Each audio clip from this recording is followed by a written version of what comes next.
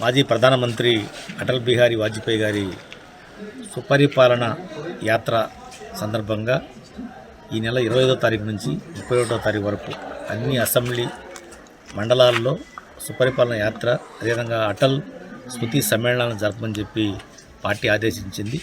ఆ ఆదేశాల మేరకు ఈరోజు రాపూరు ప్రభుత్వ డిగ్రీ కళాశాలలో నేను అదేవిధంగా భారతీయ జనతా పార్టీ సీనియర్ నాయకులు ఉమా గారు, అదేవిధంగా మండల అధ్యక్షులు దృఢల పెంచలయ్య, కలవ మండల అధ్యక్షుడు మల్లికార్జున నాయుడు, అదేవిధంగా భారతీయ జనతా పార్టీ నాయకులు, అదేవిధంగా కూటమి జనసేన తెలుగుదేశం నాయకులందరూ కూడా ఈ కార్యక్రమంలో పాల్గొన్నాం. ఎక్కువ మంది హాజరయ్యారు. చాలా సంతోషం. అందరికీ కూడా ధన్యవాదాలు తెలియజేస్తున్నాను. ఈరోజు మా ఆంధ్రప్రదేశ్ రాష్ట్ర అధ్యక్షులు పివిఎన్ మాధవ్ గారు ఈ నెల 11వ తారీఖు నుంచి 22వ తారీఖు వరకు సుపరిపాలన బస్సు యాత్ర ప్రారంభించిన విషయం అందరికీ తెలుసు. దాంట్లో భాగంగానే ఈ కార్యక్రమాన్ని కూడా చేయడం జరుగుతుంది.